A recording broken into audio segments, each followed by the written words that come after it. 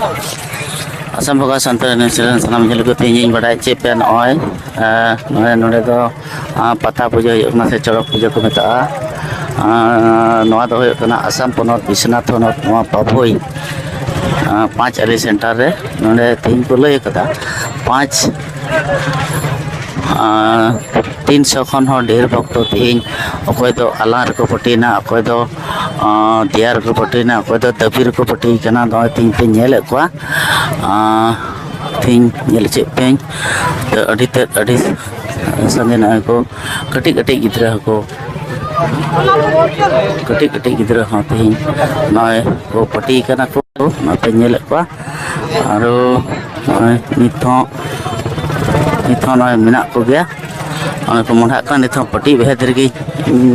मिना का हंते रे दो आरो नोंडे दो नय लाइन नितो चला ना को निथो पटी बेहतर के मिना को आरो ना को आदम को पटीना कोई अलांग रे पटीना कोई सुपर रे पटीना कोई तैयार को पटीना उनका को पटी कना Asam Bangga Santai Nasional Sanam Nyelu ko ati nyelu cepya ari nonde do noa corok puja ko lay kada misal kan hacitan ge hoyen na ole misa mochar kan hacitan ge hoyna to ting Bharat Sadhin kana Bharat Sadhin ting 77 years hoyna menkai nako misa kan hacitan bocor 100 bocor kan hacitan noy nuku ko मा चरक पूजा होना mainly दो तीन 1980 साल को होए अचो का को लेदा एकदम हरु हरु माइनर कटी कटी इधर को तीन को तो काना को रोटी आरू लगी हां हाय से ड्यूटी से कितने तो असली ভালে আছে हां ভালো ये लगे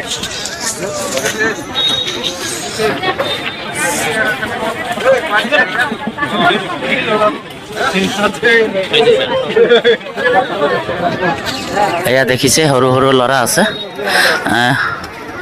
কিছুমান তো 6-7 বছৰৰ পৰা আৰম্ভ কৰি বৃদ্ধ লৈকে বৃদ্ধ বয়সৰ मनलगे एतिया किछुमाने जिभात किछुमाने पिठित किछुमाने कांधत बिंधा करा होइसे एया आसाम बंगा संतान नासियोनेल दर्शक मैं जनाबल एटु हल बिश्वनाथ जिलार पापई पाठशाली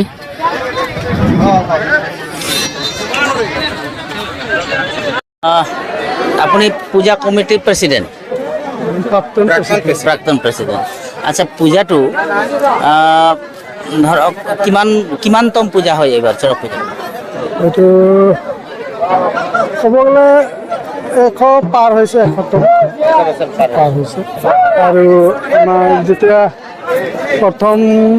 পূজা বা কৈছে 1887 চনত মন্দিৰ আমাৰ প্ৰতিষ্ঠা হৈছিল আৰু সেই সময়ত এজন কালেন্দি ঘৰত গোবৰ দমত শিৱলিংগটো পোৱা গৈছিল সেই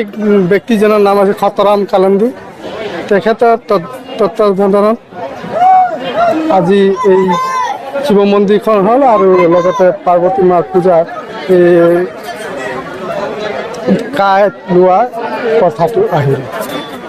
আচ্ছা এইবাৰ যে এই ভক্ত এইবাৰৰ ভক্ত কিমান জন 400 নহয় যাব 300 আপ আছে আৰু এবাৰ 300 আপ আছে মানে প্ৰত্যেক বছৰে আপোনালোকে খুব উলহ-মালহেৰে কৰে এইবাৰ যোৱাবাৰতকৈ বেছি না এইবাৰ বেছি এইবাৰ বেছি আছে ঠিক আছে লাহারা বেশি কে হবে সব কই দিও সব লিখে পয়সা গুলো কেটে কই দিও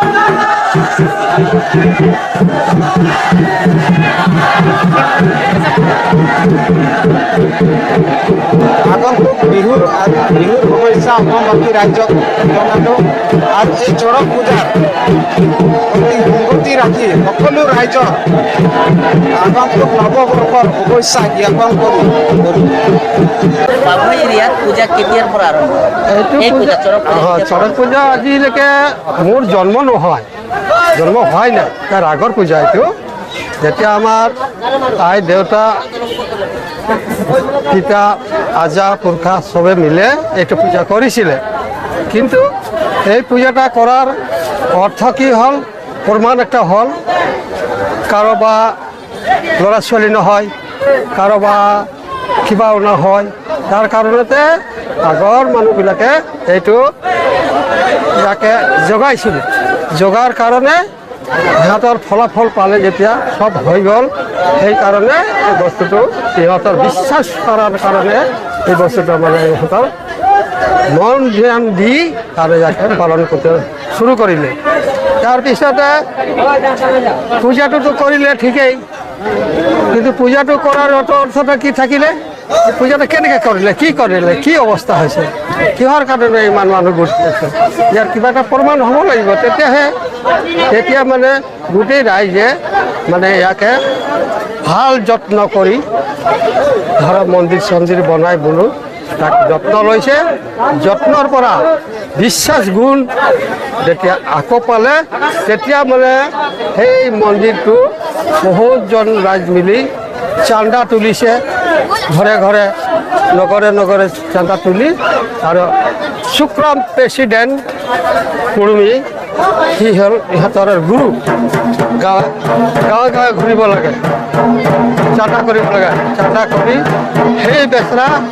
এই মন্দিৰটো এই সুক্ৰাম কুৰ্মী প্ৰেচিডেণ্ট চৰকাৰী মানুহ এই মন্দিৰটো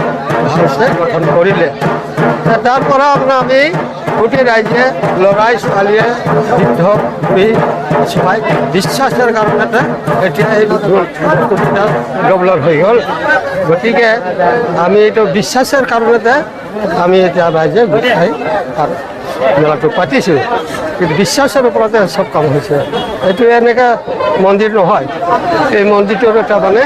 গুণাগুণ আছে, এতিয়াও তাৰ গুণাগুণ আছে। কিন্তু ই আচলতে ইয়াৰ জন্ম হ'ল, যোনে জন্ম দিছে, যোনে পাইছিলে, ইয়াৰ নাম হ'ল গয়াৰাম কালেণ্ডি। গয়াৰাম কালেণ্ডিৰ এইটা গয়া কালেণ্ডি দেউতা তাৰ দেশত ঢুকালেতো, মানে দেশৰ পৰা তাৰ অন্য মানুহে তাক খবৰ দিলে যে তোৰ দেউতা ঢুকিলে, তই কি কৰিবি? বোলে নহয়, আমিতো যাব নোৱাৰি দেশত, গতিকে আমি ইয়াতে দহাটো পাতিম। ৰাইজে কি কৰিলে, ঠিক তোৰ দহা পাতিবি, কিন্তু তই এতিয়া গয়া, কাশী, গুজৰাট, বৃন্দাবনে যাব লাগিব। তাত গ'লে তই তাৰ পৰা পিণ্ড ভাষাই আহিবি, পিণ্ডটো ভাষাবি, পূজা পাঠ কৰিবি, তেতিয়া আমি ইয়াতে তোৰ ভোজটো খাম, নহ'লে নাখাম। সেই বুলি মানে গয়াৰাম কালেণ্ডিকে যেতিয়া বলিলে, তেতিয়া গয়াৰামে গোটেই নগৰ গাঁৱৰ মানুহক মানে বিচাৰ ল'লে, নিমন্ত্ৰণ দিলে। তেতিয়া গাঁৱৰ মানুহে তাকে সহায় কৰিলে। গয়া, কাশী, বৃন্দাবন যেতিয়া সি গ'ল, তেতিয়া মানে যাওঁতে সি কি কৰিলে, সেই মন্দিৰত ঢুকা হোৱাৰ সময়ত, সেইটো টাইমত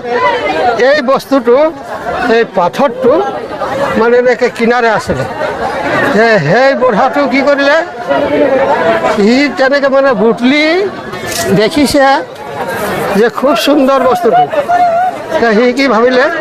যে আমি ভগৱান বুলি আমি মনা নাই, কিন্তু এয়াকে আমাৰ বুঢ়ীটোই হালধি পিঠা বনাব বুলি মানে সি কুঢ়াই লৈছে।